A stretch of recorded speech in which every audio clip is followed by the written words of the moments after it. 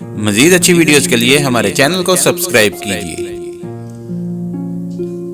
مقبوضہ بیت المقدس فلسطین سے دوستانہ میچ کھیلنے کے لیے جانے والے قومی فٹ بال ٹیم نے مسجد اقصیٰ میں نماز جمعہ ادا کرنے کی سعادت حاصل کر لی۔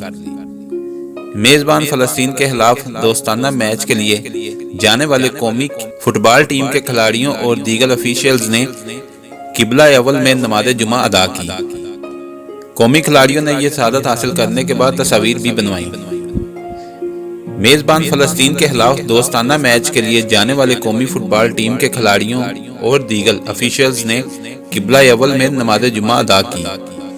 قومی کھلاڑیوں نے یہ سعادت حاصل کرنے کے بعد تصاویر بھی بنوائیں۔